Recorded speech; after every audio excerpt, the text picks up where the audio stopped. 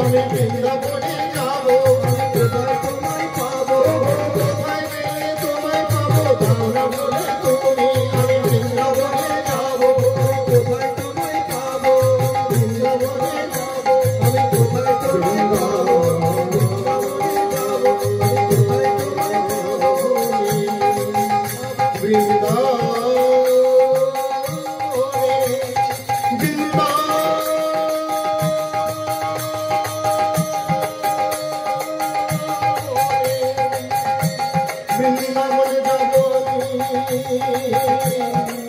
আমি কোথায় পাবো, আমি কোথায় তোমায় পাবো, আমি বৃন্দাবনে যাব, বৃন্দাবনে যাব, কোথায় তোমায় পাবো, বৃন্দাবনে যাব, আমি কোথায় তোমায় পাবো, বৃন্দাবনে যাব, কোথায় তোমায় পাবো, আমি বৃন্দাবনে যাব, আমি কোথায় তোমায় পাবো, বৃন্দাবনে যাব, কোথায় তোমায় পাবো, বৃন্দাবনে যাব, আমি কোথায় তোমায় পাবো, বৃন্দাবনে যাব,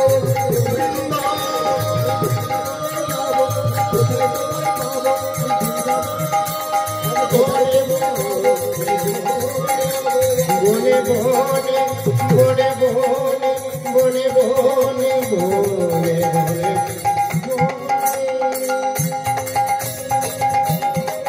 শ্রী চৈতন্য মহাপ্রভু ঝাড়খণ্ডের পথে কৈর বৃন্দাবন গমন যাত্রা হিমস্র পশু প্রাণী পক্ষী সব শ্রী চৈতন্য দর্শন করে চৈতন্য মহাপ্রভু ব্যাঘ্রে রাখিল এক চরণ ব্যাঘ্র রাখাইয়া কহিল শ্রী চৈতন্য দর্শন গৌরবলে ব্যাঘ্র তুমি কৃষ্ণ কৃষ্ণ বলো, তুমি কৃষ্ণ কৃষ্ণ বলো,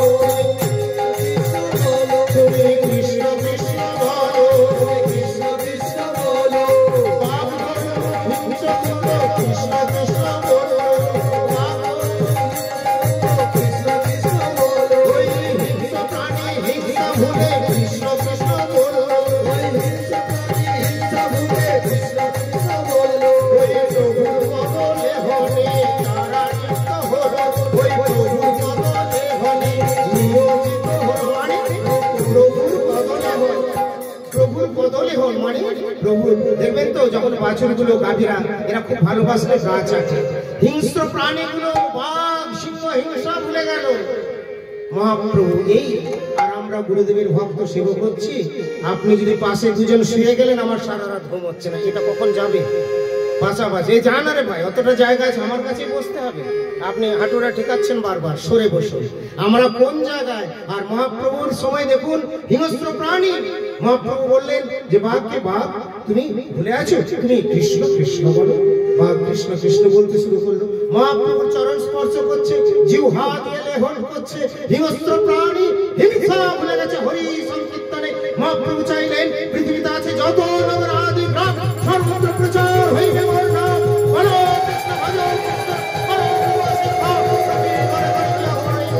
প্রচার করুন, প্রচার করুন, প্রচার বাহিনী গঠন করুন, প্রচারকে রুদ্ধ করতে পারবে না, প্রচার বাহিনী স্তব্ধ হবে না, ঐকান্তিক প্রচারকারী হতে হবে, ভক্তবিনোদ ঠাকুরের ধারা রুদ্ধ হবে না, প্রভুপাদের বাণী স্তব্ধ হবে না। গুরু আপনাকে পরীক্ষা করছে, গুরু আপনার আর্থ দেখছে, গুরু প্রচার বিলোপ নয়, গুরু প্রচার উন্মুখ, আপনাকে বলিয়ান হতে, নির্ভীক হতে, দৃঢ় হতে, ঐকান্তিক হতে বলছেন। তাই কালকে গুরুদেবের আবির্ভাব তিথি পূজাতে তিনি আপনাদের প্রত্যক্ষ পূজা গ্রহণ করছেন না কেন?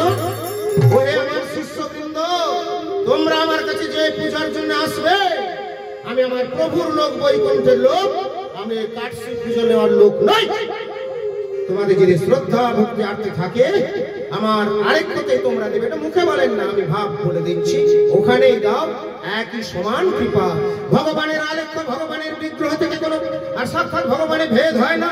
দেখবেন আপনারা সেবা কুঞ্জে যাবেন, রাধারণের আলেখ্য সেবা হচ্ছে, অনেক কিছু সেখানে অলৌকিক ঘটনা ঘটে থাকে। বৃন্দাবনে এরকম অনেক লীলা রয়েছে, শুধু সেখানেই নয়, গুরুপাদ পদ্মের কাছে বিগ্রহ রূপে বনমালীজি মধু খেয়েছিলেন 2004 সালের 12ই ফেব্রুয়ারি, বর্ষণ হয়েছিল সেই দিনই বিকেল বেলায়। আলেখ্য থেকে উনি দেখালেন আমার স্বরূপ আমি, আমার বিগ্রহ, আমার আলেখ্য অভিন্ন। তাই আলেখ্য থেকে বর্ষণ, বিগ্রহতে কলা খেয়েছিলেন, রাবড়ি খেয়েছিলেন। যারা দর্শন পেয়েছেন সবাই ধন্য, সবাইকে আমার অনেক অনেক শ্রদ্ধা প্রণতি সব। আর যারা পাননি তাদের মধ্যে যারা পেতে চান তাদেরকেও আমার প্রণতি শ্রদ্ধা তারা জানাবেন। অবশ্যই বনমালীজি রাধারানী গুরুদেব আপনাদের মনোবাসনা পূর্ণ করবেন, অলৌকিক লীলা দর্শন করাবেন। তবে ভগবানের সঙ্গে কথা বলে জানাতে হবে, জানানোর আগে আপনাকে ভগবানকে একটু ভালোবাসতে হবে। ভালোবাসার সম্পর্কটা তৈরি করুন, তাদের হয়ে যান, নিশ্চয়ই আপনাদের মনোবাসনা পূর্ণ হবে। ভগবান নিজেকে পাইয়ে দেওয়ার জন্য এসেছেন। কলিকালে শ্রী চৈতন্য মহাপ্রভু বঞ্চনা করার জন্য আসেনি, ভগবানের কথা বলে বিক্রি করে ব্যবসা করার জন্য আসেনি, পেট পালনের জন্য আসেনি। হ্যাঁ, নিমাইয়ের জন্ম হয়েছিল সত্য কথা, তিন দরিদ্র ব্রাহ্মণের বাড়ি বলা যায়। কখনো কখনো উপার্জনের জন্য তিনি গার্হস্থ্য লীলায় শিক্ষা দিয়েছেন। নিমাই একদিন দেখছেন তো আবার নিমাই একদল লোককে নিয়ে চলে এসেছে। খোল করতাল আছে, চলো চলো আমাদের বাড়িতে গিয়ে একটু গান শোনাবে, মানে কীর্তন। ঢুকতে না ঢুকতেই বলছে, মা গো, আচ্ছা ডেটটা পেয়ে গেছে। মহাপ্রসাদের আমি আগেই বলে রেখেছিলাম, যারা একান্তই তারা পান, পেতে পেতে আপনারা কথাটা শুনবেন, কানেও নেবেন, মুখ বন্ধ রাখতে হবে না, কানে শুনতে থাকুন, খুব ভালো লাগবে। আর যারা রয়েছেন তারা শুনুন। নিমাই চলে এসেছে। মা মা সচিবা ঘর থেকে বেরোচ্ছে, কি হলো রে নিমাই? আজ তোর এত আনন্দ উল্লাস দেখছি, কি ব্যাপার, কি হঠাৎ করছো? দেখছি এক সাথে অনেকগুলো লোক। কি হলো মা? মা এরা সব আমাদের এখানে খাবে আছে, তুমি সবাইকে প্রসাদ দাও, খাবার দাও। নিমাইকে দেখে সচিমাতা চোখ বড় বড় করে ইশারা করে বাইরের লোকের কাছে বলার উপায় নেই। বললেন বেশ, ঈশ্বর বললেন ভেতরে আয়। টানতে টানতে নিমাইকে নিয়ে চলে গেল। নিমাই, তুই জানিস না তোর বাবার কি অবস্থা, তোর মায়ের কি আছে ঘরে? তুই জানিস না আমরা কত বড় লোক? নিয়ে চলে আসলি, কি খাবার দেবো? এরপরে ভেতরে গিয়ে বলছি, মা তুমি দেখো না, সব দেখো, দেখবে হয়ে যাবে, আমাদের জগন্নাথ আছে। উনি বলছেন না যে আমি গেছি, তুমি দেখো, দেখবে মা। আর ঠিক বলতে বলতে একজন এতগুলো সবজি টবজি নিয়ে চলে এসছে। বলছে না, এই দেখো মা, বলছিলাম তুমি আগে খাবারে যাচ্ছ, সব হবে, আমি একটু গান শুনছি, তুমিও শোনো, তুমি রান্না করো, চলো এই তোমরা কীর্তন করো, কীর্তন। তো আমরা যদি শরণাগতি ভগবানের কীর্তন আদি করি, শ্রবণ কীর্তন করি, আপনি চলবে, আপনি চালাবে। আমি আমার পূর্বাশ্রম থেকে নিয়ে আসিনি, ভাগবত ঠাকুর পরম গুরুদেব বৈকুণ্ঠের লোক আনেননি, প্রভুপাদ আনেননি, গুরুদেব আনেননি, আমরাও আনবো না। আমরা যদি ভগবানের নাম কীর্তন আদি করি, ভগবান এত পাঠিয়ে দেবেন। জগৎগুরু শ্রীল প্রভুপাদ বলেছেন, সারা বিশ্ববাসী যদি আমার কাছে আসে, আমি আশ্রয় দেওয়ার যোগ্যতা রাখি, কেননা আমি হলাম আমার প্রভুর সেবক, আমার মাথার উপরে আমার প্রভু রয়েছে। মৎগুরু জগৎগুরু মন্নাথ হলো জগন্নাথ, আমার গুরু জগৎগুরু, আমার নাথ হলেন জগন্নাথ। জগন্নাথ জগৎবাসীকে আশ্রয় দিতে পারবে না। আপনারা আসুন। প্রভুপাদ বলেছেন, আপনার যত ব্রহ্মচর্য লাগবে, যত সন্ন্যাস লাগবে, যত পাণ্ডিত্য লাগবে, যত ধনৈশ্বর্য লাগবে, যা কিছু লাগবে সব আসুন, আমি দেব। তার মানে শরণাগতি যদি থাকে কোনো কিছুর কমতি হবে না। আপনারা এসেছেন, দেড়টাও বেজে অতিক্রান্ত হলো, খুব বেশি সময় নেব না, এরপরে একটু এখানে আরতি হবে। কথা আমি আজকে শুরু করেছিলাম, এই ভিকিরির আয়োজনে আপনারা উপস্থিত হয়েছেন, আমি খুব ধন্য। যারা পরিবেশন করবেন তাদেরকে আমি বিনম্র অনুরোধ করব, একটা কোনো উপস্থিত ভক্ত কেউ কখনো ভুলভাবে তুচ্ছ-তাচ্ছিল্য করবেন না। কে কোথায় বসছে না বসছে দেখে আগে থেকে ঠিকভাবে বসাবেন। কাউকে কোনো মনে আঘাত দেবেন না, কটূক্তি করবেন না।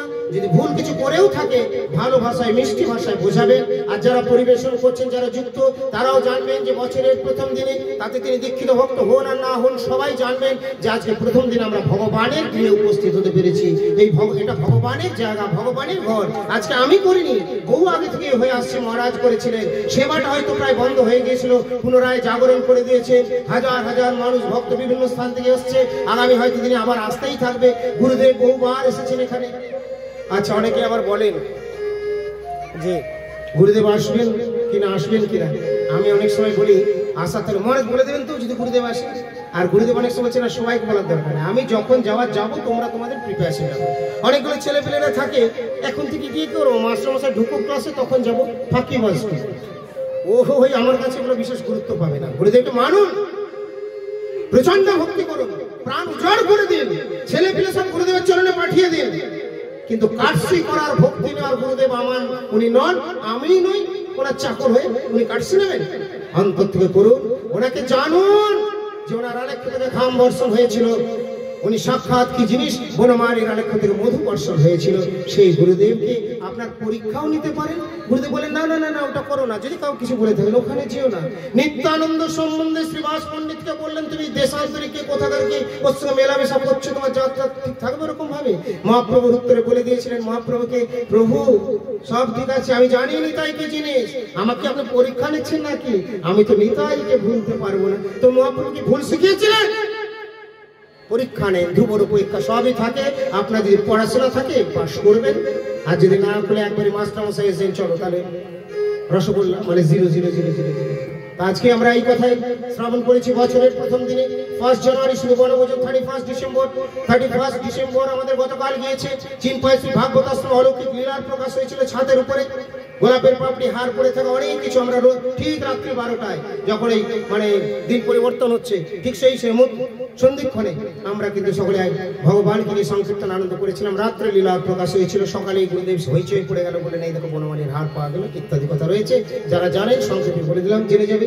আর 1 জানুয়ারি আজকে আমাদের এবারের বনভোজনটা হলো কি গুরুদেবের আবির্ভাবের শুভ অধিবাস তিথি। তাই আপনারা যে যেখানে থাকবেন, গৃহে নিজের ঘরে যেখানে আপনারা ইচ্ছে করলে চাইলে কেমন করে করবেন, গুরুদেবের আলেখ্যকে সুন্দরভাবে নিজেরা মাল্য পুষ্প চন্দন আদি অর্পণ করবেন, ভোগ দেবেন যেমন ইচ্ছা করবেন। আর তবে সবসময় কি নিজেরা যাদের মঠে মন্দিরে আসার সুযোগ সুবিধা হয়তো থাকে না তারা সেখানে ভাবে করবেন, আর না হলে গুরু গৃহে বলেও দেয়। বলবে কোন মঠে যাবো মহারাজ, আমাকে যদি জিজ্ঞেস করে আমি বলবো কোনো মঠেই গুরুদেব নেই এখন আপাতত এদিকে। সুতরাং সব মঠগুলি একই, সবই গুরুদেবের আলেখ্য হয়ে থাকবে। যেখানে যেমন করবেন ওরা দেবেন, পুজো দেবেন, নিজের ঘরেও থাকবে, যা করার করবেন। তবে গুরুদেব তার আবির্ভাব তিথি উৎসব চান না বলে আমরা সেই হিসেবে করি। আবার আগামীকাল মোদীয় পরমার্ধ শ্রী গুরুপাদ যে শুভ আবির্ভাব তিথি, এই জন্য মঠে মন্দিরে সব জায়গাতেই ভোগ রাগ ইত্যাদি করা হবে। গুরুদেব হয়তো নিজে বলেন না আমি আমার আবির্ভাব তিথি পূজা নেব, কিন্তু আপনারা নিজেরা করবেন, করেন, করতে পারেন, অবশ্যই করবেন। আলেখ্য যাদের আছে তারা শ্রদ্ধা করবেন, যারা আলেখ্য নেই তারা প্রণাম জানাবেন। আজকের আলোচনা আমি সংক্ষেপে এখানে বিরতি দেব। হরে কৃষ্ণ কৃষ্ণ কৃষ্ণ হরে হরে, হরে রাম রাম রাম হরে হরে কৃষ্ণ কৃষ্ণ কৃষ্ণ হরে হরে, হরে রাম রাম রাম হরে হরে, হরে কৃষ্ণ কৃষ্ণ কৃষ্ণ হরে হরে, হরে রাম রাম রাম হরে হরে, হরে কৃষ্ণ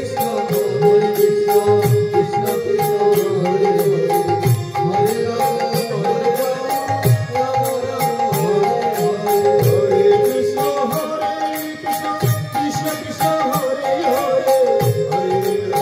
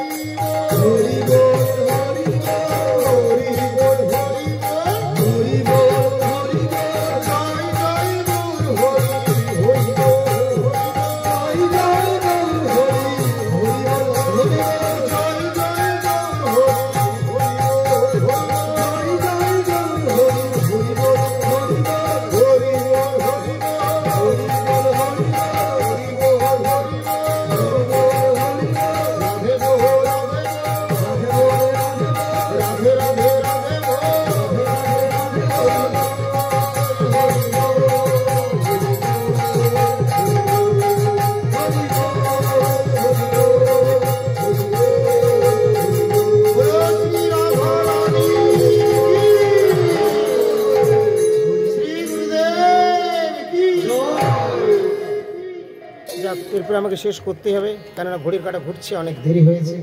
আর আমার মনে হচ্ছে আমি সময়ই পেলাম না, মাত্র মিনিট 5 বসেছি আপনাদের কাছে, কিন্তু কাঁটা বলছে না অনেক কম হয়েছে। রাধা রাধা রানী রাধা